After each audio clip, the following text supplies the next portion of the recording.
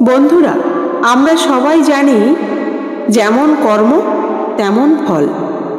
কিন্তু আপনি কি জানেন, গরুড় পুরাণে বলা আছে মানুষ মৃত্যুর পর ঠিক কোন জন্ম পায় তা নির্ভর করে তার জীবনের কর্মের উপর। আজ আমি আপনাদের শোনাব এক অনন্য গল্প, যা শুধু ভয় দেখানোর জন্য নয়, বরং নিজেকে বদলে সৎ পথে ফেরার এক প্রেরণা। আসুন আমি গল্পটা শুরু করি। এক রাজা ছিলেন, নাম বিক্রম দত্ত।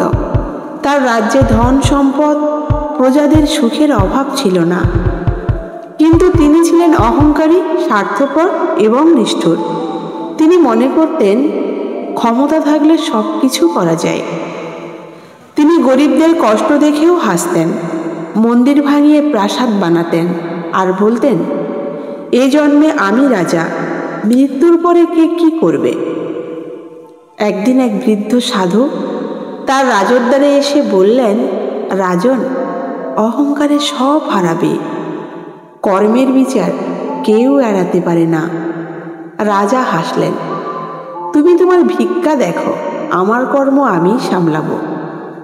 সাধু হেসে বললেন, ভালো, তবে মনে রেখো, গরুড় পুরাণে বলা আছে যে যেমন কর্ম করে পরজন্মে ঠিক তেমন রূপেই ফিরে আসে।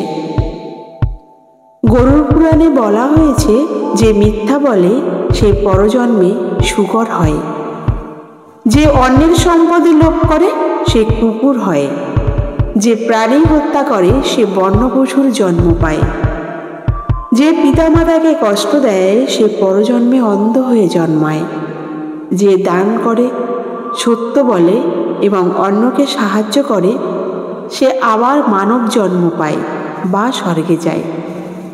রাজা বিক্রম দত্ত এসব কথা শুনে হেসে উড়িয়ে দিলেন, কিন্তু কিছুদিনের মধ্যেই তার রাজ্য যুদ্ধ ও মহামারীতে ধ্বংস হয়ে যায়। রাজা মারা যান আর পরজন্মে এক শূকর হিসেবে জন্ম নেন। একদিন সেই একই সাধু আবার তাকে দেখলেন। তিনি বললেন, দেখলে রাজন, তোমার রাজত্ব গেল, অহংকার গেল, কিন্তু কর্মের বিচার গেল না।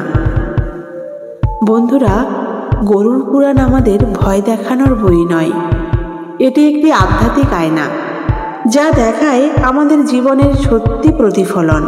যদি আমরা অন্যকে কষ্ট দিই, প্রকৃতি আমাদের ফেরত দেয়।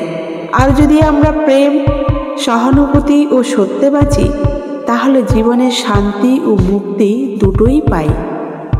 আজ থেকে যদি আমরা ঠিক করি, মিথ্যা বলবো না, কারো ক্ষতি করব না, সৎ পথে থাকব এবং যেভাবে আমরা আচরণ পেতে চাই সেভাবেই অন্যের সাথে আচরণ করব, তাহলে আমাদের পরজন্ম নয়, এই জন্মেই স্বর্গ আসবে আমাদের জীবনে। যেমন কর্ম তেমন জন্ম, এটা শুধু পুরাণের বাণী নয়, এটা জীবনের নিয়ম। নিজের কাজকে পবিত্র রাখুন, মনকে শান্ত রাখুন, তাহলেই জীবন ও পরজন্ম দুটোই আলোকিত হবে।